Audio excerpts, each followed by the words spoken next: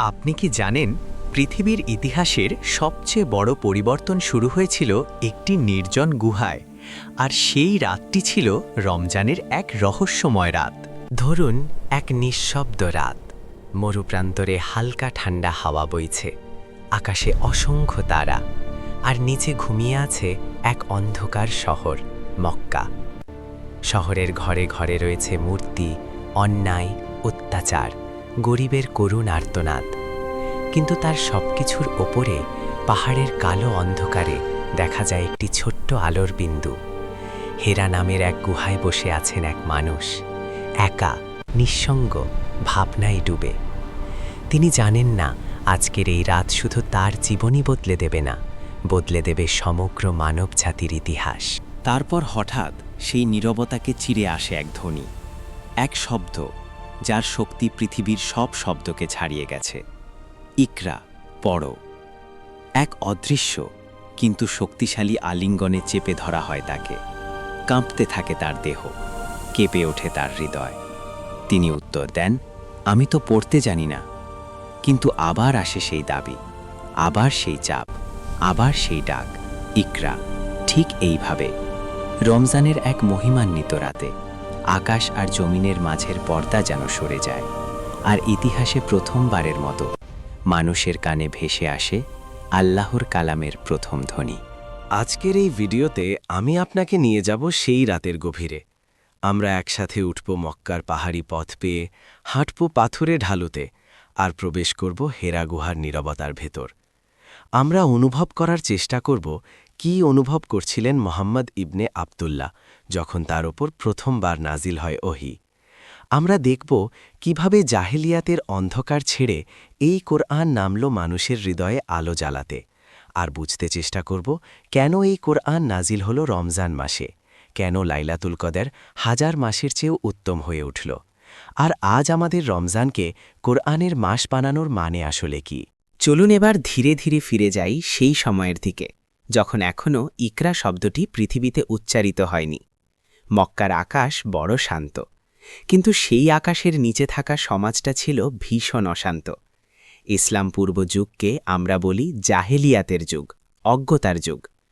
শুধু অজ্ঞতা মানেই যে শিক্ষাহীনতা তা নয়, বরং এটা ছিল নৈতিক অজ্ঞতা, বিবেকহীনতার যুগ।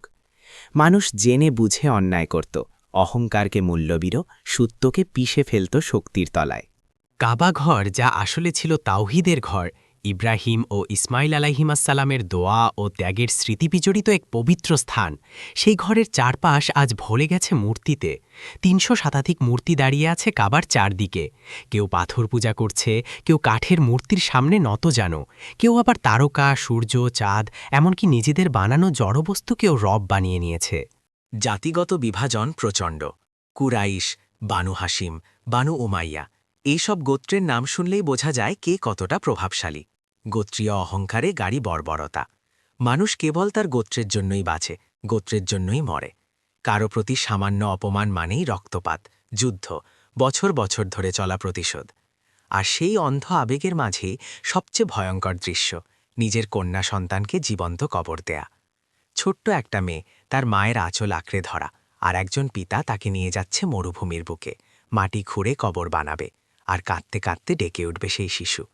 অথচ সমাজ এটাকে লজ্জা থেকে বাঁচার উপায় বলে মেনে নিয়েছে। মক্কার ধনী ব্যবসারা সুদ খায়, দুর্বলদের রক্ত শোষণ করে। গরিবের কোনো অধিকার নেই, দাসের কোনো সম্মান নেই, এতিমের কোনো ভরসা নেই। মদ, জুয়া, ব্যভিচার, অত্যাচার সবকিছুই স্বাভাবিক, এমনকি গৌরবের বিষয় হয়ে দাঁড়িয়েছে। কেউ প্রশ্ন করে না, কেউ প্রতিবাদ করে না, যেন অন্ধকারই তাদের স্বাভাবিক অবস্থা। এমন এক সমাজেই বড় হয়ে উঠছেন একজন তরুণ মোহাম্মদ ইবনে আবদুল্লাহ। ছোটবেলা থেকেই তিনি আলাদা। এতিম হয়ে জন্ম নেওয়া এই যুবক কখনো মিথ্যা বলেন না, কখনো কারো হক নষ্ট করেন না। লোকেরা তাকে ডাকে আল আমিন, অর্থাৎ বিশ্বস্ত। মানুষ তার সবথেকে মূল্যবান জিনিস তার কাছে রেখে যায়, কারণ সবাই জানে এই মানুষটা বিশ্বাসঘাতকতা জানেন না। কিন্তু তার অন্তরের ভেতরে একটা অস্থিরতা আছে। চারদিকে যত অন্যায়, তত হাহাকার করেন তার মনের গভীরে। তিনি দেখেন যাদের তারা ইলাহ ডেকেছে, সেই পাথরের মূর্তিগুলো নিজেরাও নিজেদের সামলে উঠতে পারে না। এরা কিভাবে কারোর উপকার করবে? তিনি ভাবেন এই আসমান জমিন তারারাজি সূর্য চাঁদ মানুষের হৃদয়ের ভেতরের অনুভূতি এসবের কোনো না কোনো মহান সৃষ্টিকর্তা আছেন নিশ্চয়ই, কিন্তু তিনি কোথায়, কেমন তিনি, কিভাবে তাকে চেনা যায়? এই প্রশ্নগুলো তাকে ক্রমেই নিয়ে যায় মানুষের ভিড় থেকে দূরে, নির্জনতার দিকে।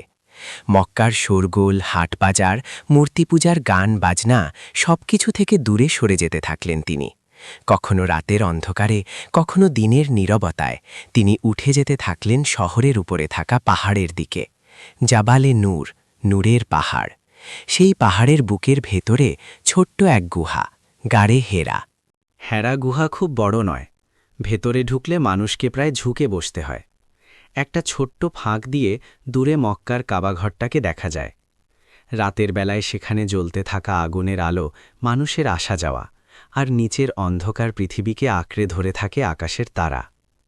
এখানে এসে তিনি একা বসেন, গভীরভাবে চিন্তা করেন, ধ্যান করেন। তিনি তাওহিদি ধর্মের পথের কিছু কিছু অবশিষ্ট চিহ্ন জানতেন, কিন্তু পূর্ণ সত্য এখনও কার সামনে উন্মুক্ত হয়নি।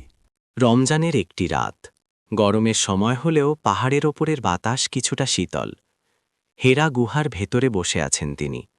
হয়তো হাত উঁচু করে বোয়া করছেন, হয়তো গভীরভাবে তাকিয়ে আছেন আকাশের দিকে।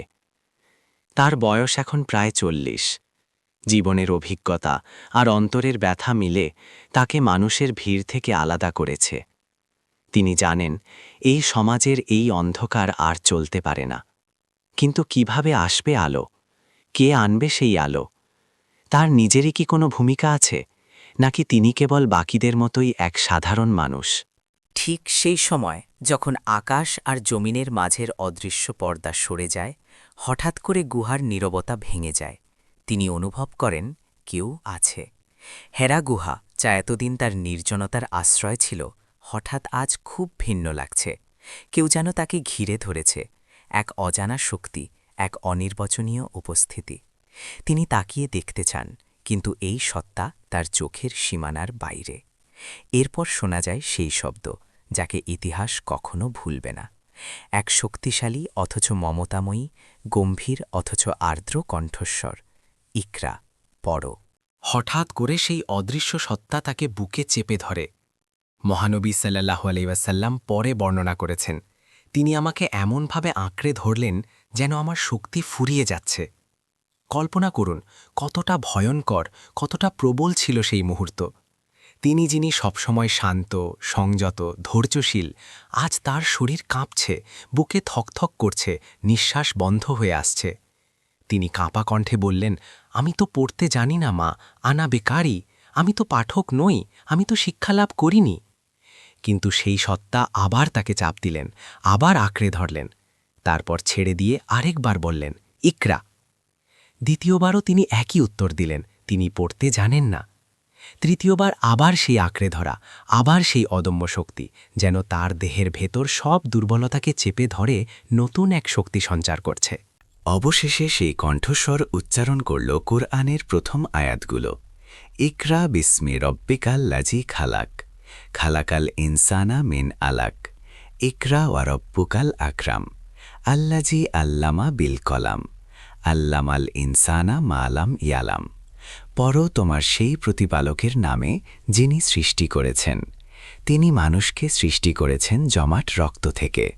পড়ো, আর তোমার প্রতিপালক অতি মহান, যিনি কলমের মাধ্যমে শিক্ষা দিয়েছেন। তিনি মানুষকে শিখিয়েছেন যা সে জানত না।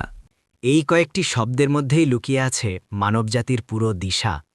পড়ার নির্দেশ, জ্ঞানের ঘোষণা, সৃষ্টির রহস্য, কলমের সম্মান আর মানুষের অজ্ঞতা থেকে জ্ঞানের দিকে যাত্রা। একটা রাত, একটা গুহা আর কয়েকটি আয়াত দুনিয়ার ইতিহাসকে ভেঙে চুরে নতুনভাবে সাজিয়ে দিল।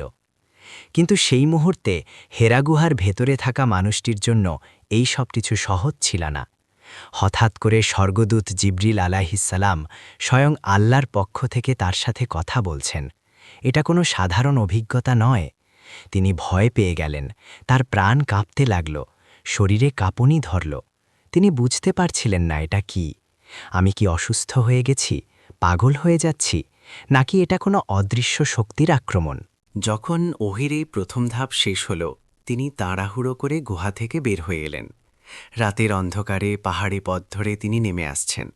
পা তাড়াতাড়ি এগিয়ে চলেছে, বুক ধুকপুক করছে। তার হৃদয় যেন এক অজানা আতঙ্কে ভেঙে পড়ছে। তিনি শুধু একটা জিনিস জানেন, যত দ্রুত সম্ভব তাকে নিজের ঘরে যেতে হবে। তাকে চাই তার আশ্রয়, তার সঙ্গী, তার বিশ্বাসী স্ত্রী খাদিজা রাদিয়াল্লাহু আনহা। মক্কার পথে তিনি দৌড়াচ্ছেন, হয়তো পাথরে পা লাগছে, পোশাকের কিনারা মাটিতে ঘষা খাচ্ছে। তার চোখে ভয়, মনে বিভ্রান্তি। আমি কি দেখলাম? আমার সাথে কি ঘটল? এটা কি জিনদের আক্রমণ, নাকি আল্লাহর কোনো পরীক্ষা? আমার জীবন কি শেষ হয়ে গেল? অবশেষে তিনি পৌঁছালেন নিজের ঘরে। দরজা খুলে ভেতরে ঢুকেই তিনি কাঁপা কণ্ঠে ডেকে ওঠেন, খাদিজা, আমাকে ঢেকে দাও, আমাকে ঢেকে দাও। আরবিতে জাম্মিলুনি, জাম্মিলুনি। খাদিজা রাদিয়াল্লাহু আনহা দ্রুত এগিয়ে এলেন। তিনি বুঝতে পারলেন কিছু একটা ভয়ঙ্কর ঘটেছে। তিনি কোনো প্রশ্ন না করেই সাথে সাথে একটা চাদর এনে তাকে জড়িয়ে দিলেন। নবীজি সাল্লাল্লাহু আলাইহি ওয়াসাল্লাম শুয়ে পড়লেন চাদরের তলায়। তার শরীর কাঁপছে, ঠান্ডা ঘাম ভেঙে পড়ছে, নিঃশ্বাস ভারী হয়ে আসছে। কিছুক্ষণ পর যখন তার কাঁপুনি কিছুটা থেমে এলো, তিনি খাদিজার দিকে তাকিয়ে বললেন, হে খাদিজা, আমার কি হলো? আমি আশঙ্কা করছি আমার ক্ষতি হয়ে যাবে, আমি বিপদে পড়েছি। তারপর তিনি তাকে পুরো ঘটনাটা বললেন। হেরায় নির্জনতা, হঠাৎ সেই সত্তার আগমন, 3 বার আঁকড়ে ধরা, ইকরা শব্দের আদেশ, আর নতুন কিছু আয়াতের নাজিল হওয়া। এখন এখানে একটু থামি আর নীরবতায় তাকাই খাদিজা রাদিয়াল্লাহুর দিকে। কি অপূর্ব এক নারী তিনি! তিনি কোনো আতঙ্কিত প্রতিক্রিয়া দেখালেন না। না বললেন তুমি নিশ্চয়ই পাগল হয়ে গেছ, না বললেন এটা খারাপ কিছু। বরং তিনি তার স্বামীকে সেই মুহূর্তে ঠিক যেভাবে সাপোর্ট প্রয়োজন, ঠিক সেভাবেই আশ্বাস দিলেন। তিনি বললেন শান্ত কণ্ঠে, দৃঢ় ভরসায়, কাল্লা, কখনোই না। আল্লাহ কখনোই আপনাকে অপমানিত করবেন না, আপনাকে কখনো ধ্বংস হতে দেবেন না। আপনি আত্মীয়তার সম্পর্ক বজায় রাখেন, আপনি সত্য কথা বলেন, আপনি দুর্বল আর গরিবদের বোঝা কাঁধে তুলে নেন, অতিথিকে আপ্যায়ন করেন, সত্যের পথে মানুষকে সাহায্য করেন। এমন একজন সৎ মানুষকে আল্লাহ কখনোই অপমানিত করবেন না। এই কথাগুলো শুধু সান্ত্বনা নয়, এ যেন আল্লাহর পক্ষ থেকেই একটা ইঙ্গিত, তার প্রিয় নবী সাল্লাল্লাহু আলাইহি ওয়াসাল্লামকে মানুষ কিভাবে দেখতে পায়। খাদিজা রাদিয়াল্লাহু আনহা তার অন্তরের গভীর থেকে নিশ্চিত ছিলেন এই ঘটনার ভেতরে কোনো মহত্ব আছে, কোনো আলো আছে। তিনি নবীজির জীবনের প্রতিটি দিন দেখেছেন, তার সততা, তার দয়া, তার করুণা সবকিছুই যেন সাক্ষ্য দিচ্ছিল এই মানুষটিই সেই প্রতিশ্রুত নবী, যার জন্য যুগ যুগ ধরে দুনিয়া অপেক্ষা করে এসেছে। খাদিজা রাদিয়াল্লাহু তাআলা এখানেই থেমে থাকলেন না। তিনি তাকে নিয়ে গেলেন তার আত্মীয় ওয়ারাকা ইবনে নৌফলের কাছে। তিনি ছিলেন আহলে কিতাবদের একজন, তাওরাত ও ইঞ্জিল সম্বন্ধে জ্ঞান রাখতেন। নবীজি সাল্লাল্লাহু আলাইহি ওয়াসাল্লাম যখন তার কাছে পুরো ঘটনা বর্ণনা করলেন, তিনি চোখ ভিজিয়ে বললেন, এটা সেই ফেরেশতা যিনি আগে মূসা আলাইহিস সালামের কাছে আসতেন। হে কাশ, আমি যদি তখনও জীবিত থাকতাম যখন আপনার কওম আপনাকে বের করে দেবে। এখানে আবারও এক নতুন ধাক্কা। আমার কওম আমাকে বের করে দেবে? আমি তো আল আমিন, তারা তো আমাকে ভালোবাসে। কিন্তু ওয়ারাকা নিশ্চিত করলেন, যেই মানুষ আল্লাহর সত্য বাণী নিয়ে আসে তার সাথেই বিরোধ করে তার নিজের মানুষরা। এভাবেই শুরু হলো নবুয়তের যাত্রা, একটা শব্দ দিয়ে, এক রাত দিয়ে, এক গুহা দিয়ে। আর লক্ষ্য করুন, এই সব কিছুই সংঘটিত হয়েছে রমজান মাসে। কোরআনে আল্লাহ স্বয়ং বলেছেন, শাহরু রমাদান আল্লাজি উনজিলা ফীহিল কুরআন হুদাল লিন্নাস ওয়া বাইয়িনাতিম মিনাল হুদা ওয়াল ফুরকান। রমজান মাস, যে মাসে নাজিল করা হয়েছে কোরআন, মানুষের জন্য হিদায়াত এবং স্পষ্ট প্রমাণ ও সৎ অসতের মধ্যে পার্থক্যকারী। আরেক জায়গায় সূরা কদরে বলেছেন, ইন্না আনজালনাহু ফি লাইলাতিল কদর, নিঃসন্দেহে আমি এটি নাজিল করেছি লাইলাতুল কদরে। আর সূরা দুখানে আছে, ইন্না আনজালনাহু ফি লাইলাতিম মুবারাকা, আমি এক বরকতময় রাতে এটি নাজিল করেছি। কুরআন বারবার ইঙ্গিত করছে, এই কিতাব আর এই মাসের মধ্যে গভীর এক সম্পর্ক আছে। রমজান শুধু রোজার মাস নয়, এটা কুরআনের মাস। কেন? কারণ রমজান হল তাকওয়ার প্রশিক্ষণের মাস। ক্ষুধা, তৃষ্ণা, নিদ্রাহীনতা, ধৈর্য, আত্মসংযম সবকিছু মিলে মানুষকে এমন এক অবস্থায় নিয়ে যায় যেখানে তার হৃদয় নরম হয়ে যায়, তার অহংকার ভেঙে পড়ে, সে নিজের দুর্বলতা উপলব্ধি করে। ঠিক তখনই সেই নরম হৃদয়, সেই বিনয়ী আত্মা আল্লাহর কালাম গ্রহণের জন্য প্রস্তুত হয়। কোরআন কোনো শুকনো আইন গ্রন্থ নয়, এটা জীবন্ত বাণী, যা সরাসরি মানুষের হৃদয়ের দরজায় কড়া নাড়ে। আর সেই দরজা খোলার সবচেয়ে উপযুক্ত সময় যখন মানুষ নিজের ভেতরের আমিকে কিছুটা ভেঙে ফেলতে পেরেছে, যখন সে বুঝতে পেরেছে আমি ক্ষুধার কষ্টও সহ্য করতে পারি শুধু আমার প্রভুর সন্তুষ্টির জন্য। এই অবস্থায় নাজিল হওয়া কোরআনের আয়াত হৃদয়ে গেঁথে যায় ভিন্নভাবে। তাই রমজানকে কোরআনের মাস বানিয়েছেন আল্লাহ, মানব আত্মার পুনর্জন্মের জন্য। লাইলাতুল কদর এক রহস্যময় রাত। আমরা কেউই ঠিক জানি না সেটা কোন রাতে, কিন্তু আমরা জানি এটা রমজানের ভেতরে, আর এটা 1000 মাসের চেয়েও উত্তম। হিসাব কষে দেখুন, 1000 মাস মানে প্রায় 83 বছরেরও বেশি। অর্থাৎ এক রাতের ইবাদত, এক রাতের কুরআন তিলাওয়াত, এক রাতের কান্না আর তওবা পুরো এক জীবনভর ইবাদতের চেয়েও বেশি মূল্য পেতে পারে। কেন? কারণ সেই রাতে বদলে যেতে পারে পুরো জীবনের দিশা, যেমন বদলে গিয়েছিল মানব জাতির ইতিহাস যখন সেই কোরআন নাজিল হওয়ার পর কি হলো মানুষের সঙ্গে? যারা একসময় মূর্তির সামনে মাথা নত করত, তারা এবার এক আল্লাহর সামনে সেজদা করল। যারা কন্যা সন্তানকে জীবন্ত কবর দিত, তারা কন্যাদের সম্মান দিয়ে, ভালোবাসা দিয়ে বড় করতে শিখল। যারা দুর্বলদের শোষণ করত, তারা দুর্বলের পাশে দাঁড়ালো, তাদের হক আদায় করল। কোরআনের প্রতিটি আয়াত মানুষের হৃদয়ের ভেতরে এক একটা বিপ্লব সৃষ্টি করল। একজন কঠিন হৃদয়ের মানুষ ওমর ইবনুল খাত্তাব, যিনি প্রথম দিকে ইসলামকে ধ্বংস করতে, এমনকি নবীজিকে হত্যা করতে বের হয়েছে, তিনি মাত্র কোরআনের কয়েকটি আয়াত শুনেই বদলে গেলেন। সূরা তহা, সূরা হাদিদ, সূরা ইয়াসিন, এইসব সূরার নরম গভীর শব্দগুলো কঠিনতম হৃদয়কেও গলিয়ে ফেলেছিল। এই হল কোরআনের প্রভাব। এটা কেবল আকারে শব্দ, কিন্তু বাস্তবে আলো, যা ভিতরটা আলোকিত করে দেয়। রমজানের প্রতি রাতে আজও কোটি কোটি মুসলমান দাঁড়িয়ে যায় তারাবির নামাজে। কেউ হয়তো আরবি বোঝে না, তবু সে আয়াতের তিলাওয়াতে এক অদ্ভুত শান্তি খুঁজে পায়। কারণ কোরআন শুধু ভাষার মাধ্যমে কথা বলে না, এটা আত্মার সাথেও কথা বলে। যে রাত্রিটিতে প্রথম ইকরা নাজিল হয়েছিল, সেই এখন আসুন একটু চুপচাপ আমাদের নিজেদের দিকে তাকাই। আমরা যারা আজ এই ভিডিওটি দেখছি, হয়তো স্মার্টফোন হাতে, হয়তো ল্যাপটপের পর্দায় তাকিয়ে। আমাদের রমজান কেমন? আমরা কতটুকু বুঝতে পেরেছি যে এই মাসটা আসলে খাবার কম খাওয়ার মাসের চেয়ে বেশি কোরআনের সাথে নতুন করে সম্পর্ক গড়ার মাস?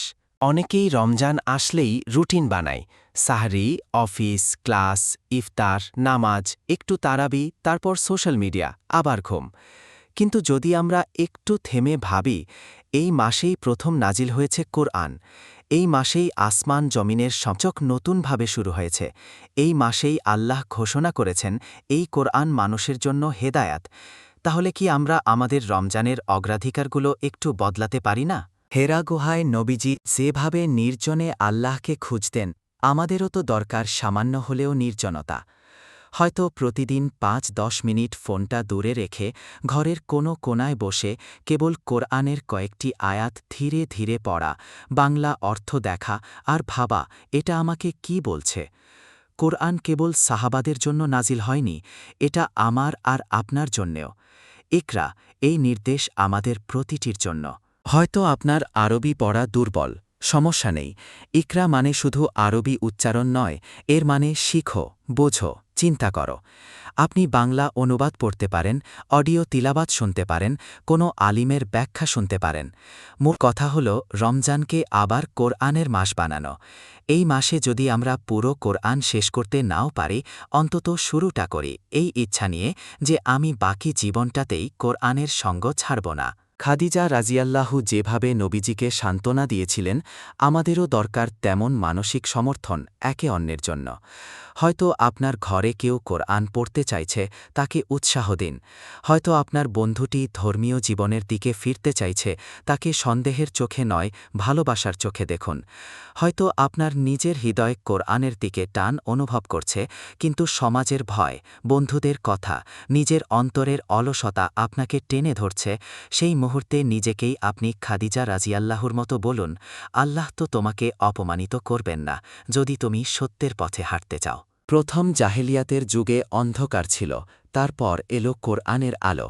আজও অন্য আকারে হলেও আমরা এক ধরনের জাহেলিয়াতের যুগেই আছি। তথ্য প্রযুক্তির ভিড়ে হারিয়ে যাচ্ছে সত্য, চোখের সামনে অন্যায় হয়ে যাচ্ছে সাধারণ, পাপ অনায়াসে গর্বের বিষয় হয়ে যাচ্ছে।